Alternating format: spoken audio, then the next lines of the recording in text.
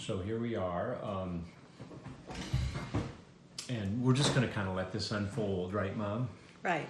And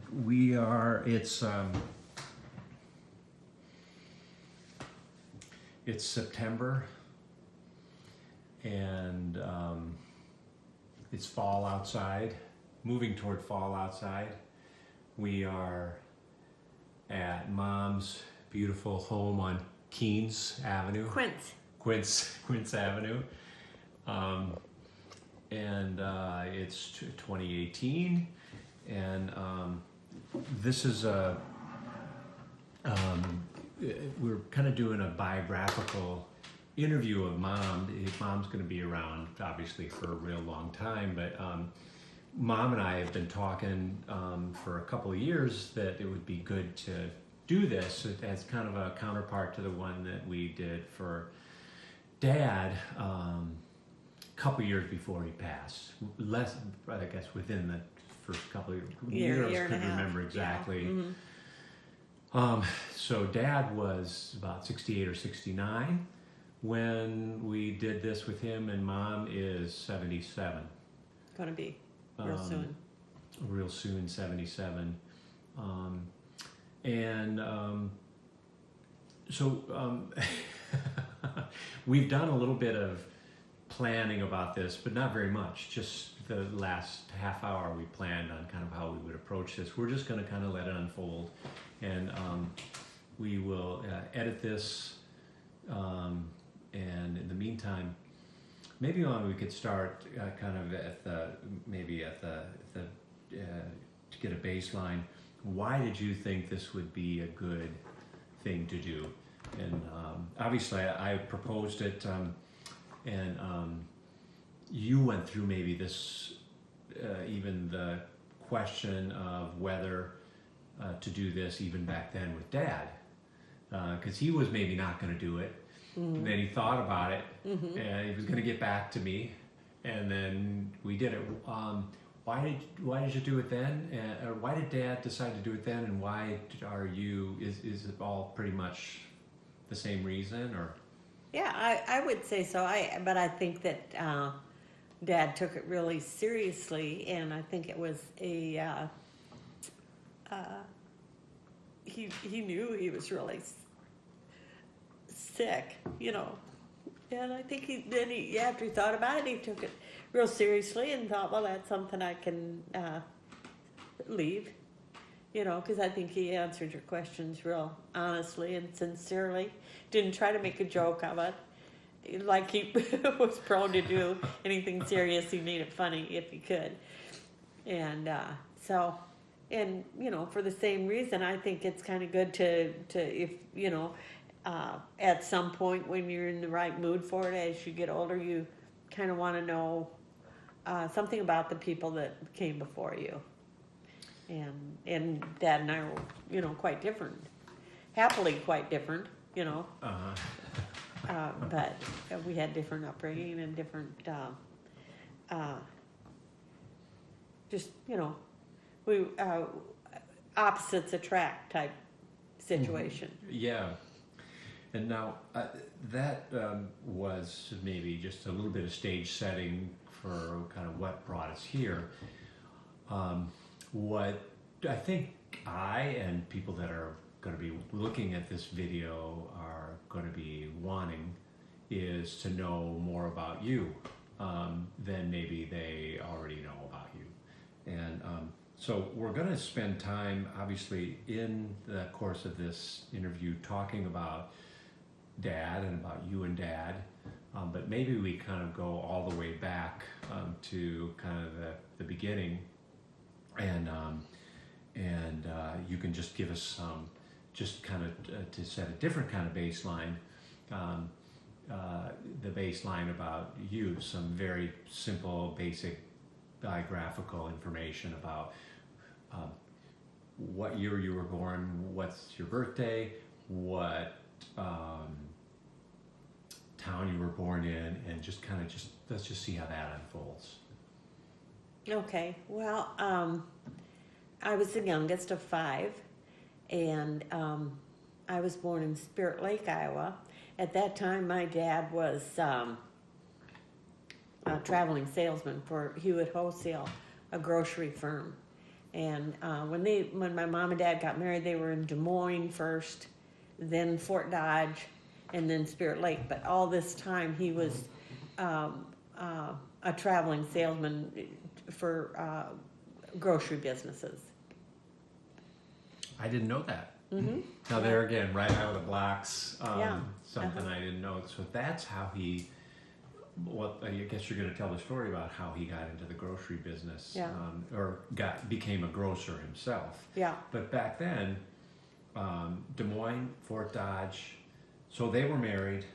Yes. In do you know roughly what Well, year or? What year my mom and dad were married? I would say would have been 34 or 36, 1934, 1936. To go back a little bit, my mother was a couple years older than my dad, and she had been raised in the telephone office. Her mother was a widow, and she raised her children either above or below the telephone office. And so all those girls were telephone operators. And the older boys in my mother's family farmed, and they all helped because my grandmother was a widow quite young, and so she finished raising her children by running the local telephone office in Gilmore City, Iowa. And why was she a widow quite young again? Well, her husband was an immigrant from Ireland, and he was, I think, sort of a little bit of a rambler. I think he probably thought about maybe the gold rush a little bit, different things, you know. He kind of wasn't there, maybe so much he kind of went off on deals and come back. But to be honest with you, I don't know what he died of, but my mother was 2 when he died. And she was the youngest of 10. And so she really never knew him, you know. And he was, according to all reports, he was sort of a fighting Irishman. So even though I married an Irishman, I had more the German influence for whatever reason in my blood, but I come from some strong Irish roots too. My mother was 3/4 Irish, so. And her last name was? Downey. Very Irish. Very Irish. Uh, And so anyway. So that the old German's daughter. That I think that comes from the way I turned out, my personality, because I probably took more of the German side. So anyway, so flash forward, then they met. So she was got a job in Livermore. She was raised in Gilmore City. She was the only one in her family to get an education. A little side note: my mother played on the first team of basketball for 5 years, not 4 or 5, because she was good enough that they had her playing on the first team from the time she was in 8th grade. Amazing. And my dad was a 4-year basketball player too. Yeah. But anyway, she was the first one to graduate. So she got a job in the telephone office in Livermore, Iowa, which is where my dad lived with his parents. And they were in a general store, which is where the grocery store roots come from. My grandpa Seeger ran a general store in Livermore. Yeah, right. So my mom had gotten a job there in the telephone office, and they fell in love there, but she was actually out of high school and he was a senior in high school. So then, after he graduated, they moved to Des Moines and got married. And that's Piper in the background. And she probably sees a deer in the yard. She might be seeing a deer in the yard or something. She has to patrol the whole yard here, and it can be a deer or a turkey or that could be Uncle Ed. We'll see. But anyway, so then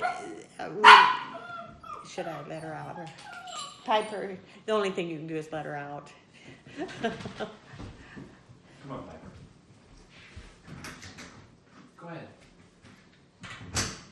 Yeah, see, it's a game. And you fell for it. I fell for it. I did too. So anyway, then they had their first babies were twins, and that was Mary and Dick, and so they lived in Des Moines, and worked for. Dad went to AIB business school, Okay. and then I think probably he couldn't afford a further education in that, and so then he went to work as a traveling salesman. I see. Okay. That's how that unfolded. And so they Okay. moved a couple times, and it was Spirit Lake where they lived when I was born. Uh-huh. And by then, because you were the youngest, you had how many siblings? And So I had 4 siblings. I was the youngest of 5. So we had one boy, and Mom always said it took a girl to get him because they were twins. And he turned out to be 6'4", and she was 5'2". So Dick and Mary. They're Yeah. how much older than you? 8 years. I believe they're 7 or 8 years older than me. That's a decent Yeah. stretch Yeah. between you and your Yeah. oldest. So, And then along came. then along came Nancy, and she was born in Fort Dodge, I believe, before we moved to Spirit Lake. And then I believe both, I'm not sure about Joanne. So there's Dick and Mary, the twins, then Nancy. And how much younger is she then? We're about 2 years. It's about every 2 years. Okay. And After Nancy was Joanne. Joanne. Uh-huh. And then, go ahead. And then me. And Joanne was 16 months older than me, is. So, yeah. And you were born what year, what day? 1941, September 21st, 1941. And your parents were planning on having a big family? In those days, you didn't, I don't think you There just wasn't kind of family plan planning, how many wasn't even would a we phrase. have. Yeah.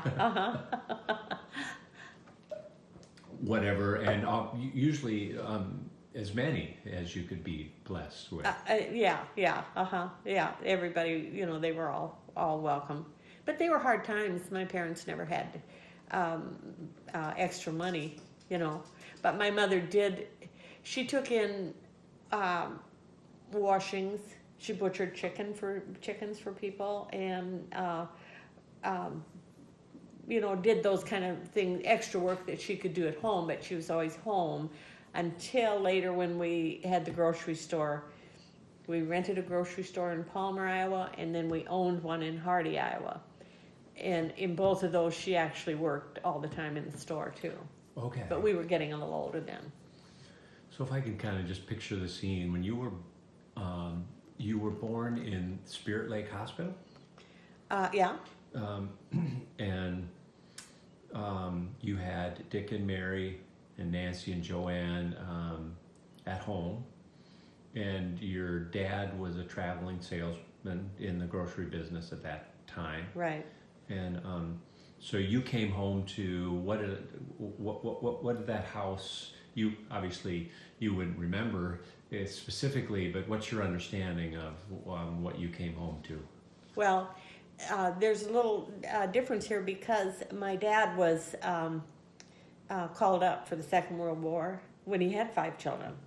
So I didn't even see him until I was 2 years old.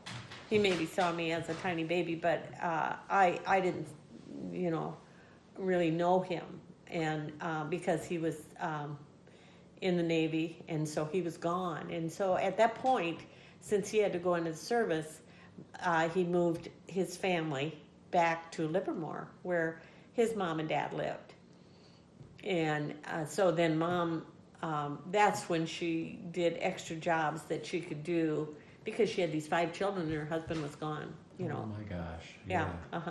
This is so much of this is going to be either new to me or kind of A reminder. kind of reminder. Yeah. So Grandpa Seeger, when Grandma Seeger went to the hospital, was he there with her? Oh, I'm sure he was still He there hadn't in been Spirit deployed Lake. yet. No, it was when he was deployed that he moved his Almost family back to immediately. Livermore. Yeah. Almost immediately after you were born, or Well- before he. No, I don't know exactly how soon that happened, but it had to be pretty soon because I really didn't know him. Yeah. And I can remember when he came home, I told my mother, or they tell me this, that I said, tell him to go back where he came from, because he had not been part of my life. And things were going pretty good just the way I had it. I was the youngest, so, everybody thought I was all this and all that. Right. Who's this guy invading our space? Yeah. And then when he came back from there, he ran an ice truck in Livermore until we moved to Palmer, which I'll tell you about that. But one of those big ice trucks that people had ice boxes, and these big ice picks, and the ice man would come around and put ice in the top of your refrigerator, and that's how Incredible. there was no Yeah. And so he did that until we got this chance to rent this grocery store in Palmer, Iowa. And so that's when I was a really little girl. Okay, so 0 to roughly age 2, Grandpa Seeger and you were born in 1941, so he was deployed, and then when he got back, you told him, you Go back where you came from. go back where you came from, and he went to work, and he was driving an ice truck, and then how much time passed between then and when he got the store? Would have to be about 4 years, because I think I was 5 when we moved to Palmer, because I was not in school yet. And when we moved to Palmer, we rented a store, and that was going to be a really good deal. We loved it. We loved Palmer. Our family just fit in so good in Palmer. My parents were young enough that they, were friends with a lot of people, and my older siblings absolutely loved the school. And then the person that we rented the store from, he gave us a 3-year lease, but then his boys were growing a little older, and he wanted it back for his boys to learn to run it. So we were then without a lease, and I was in 4th grade. So I would say from the time I was 5, we must have lived in Palmer till I was in 4th grade, and then we got a chance to buy this store in Hardy, Iowa, which is this little bitty town in this Norwegian community where we didn't know anybody, and it was kind of never the same as it had been in Palmer for that. And, because we just loved Palmer so much, and Dick and Mary, the oldest ones, were juniors in high school when we did that, so they had to come and go to a new school for their senior year. Yeah. For me, it wasn't as bad, because then I was just going, 4th, 5th grade, and so those were my friends. I grew up kind of with my friends because it was 4th, 5th grade and on, and so I probably got more attached to the Hardy, Renwick area. Renwick was the close town where we went to school, because I was younger when I went there. Mm-hmm. Yeah, and Grandpa and Grandma decided to go into the grocery business back. Again, here we're going back to post-ice truck, which was when you were about 5. And that was him becoming an entrepreneur. Right, first time. Right. That's right. Running the grocery store. And can you share a little bit about that? Do you know anything about why he made that choice? Did he have that in him? Was there? Yeah, I think that he just found that opportunity. How he found that or not, that this store was for lease. He was his father. But he was raised in the business, grocery business, and then he knew a lot about it. However, he did not know well, this is Palmer. So this was all groceries in Palmer. It was a grocery store, and we lived in the back of it. And so it was just a two-bedroom attachment, part of the building. It was a brick building. Half was store, and or maybe 3/4 of it was store, and you know, a fourth of it was living quarters. And oh, I don't know where I was going with that, but those were really good times. They were all good times, but those, you know, were real memorable, happy times. Except for this one little incident that we had. Joanne and I were the youngest, and we had rules, and one of them was you could have a popsicle at 3 o'clock in the afternoon. And one day my mother went to play cards with a group of ladies, so we thought about we would ask Dad for the popsicle, and we got it. And then we thought, when Mom comes back, we could maybe get another popsicle. She wouldn't know we already had one, but we got found out. That was kind of a critical time. And I remember one other popsicle incident. They must have been important. And if you will know, your dad always had popsicles in the house many, many years later. I don't know whether I told him about it and he thought popsicles were where it was at, but I can remember trying to pull that trick on my mother too. And she's, I said, "Can I have a popsicle?" She was holding me, so I must have been 5, 6 years old. She had me up on the counter, and she said, "Well, you can have an orange." And so I said, "Well, can I have an orange popsicle?" I got found out on that deal too. And now your dad was, maybe tell me a little bit about the two of them, what they were like, and kind of the method to the madness here obviously is, you know, there's this theory that says that we can't even come close to understanding our parents until we understand their parents. So that's kind of where it starts. So maybe just share with me a little bit about and they were Dick very and different. Virgil Sydney and Virgil. and Sydney, yeah. Yeah, very different. Mom came from this really Protestant Irish family because she's a convert to the Catholic Church, but she came from this Protestant, proud Irish family. A lot of very intelligent people.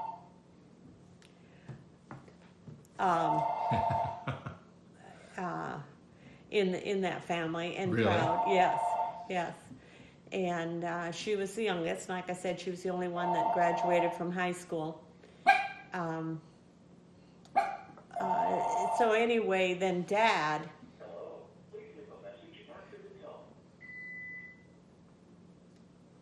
So then Dad came from this pretty strong. His roots were pretty strong Catholic. But can we stop?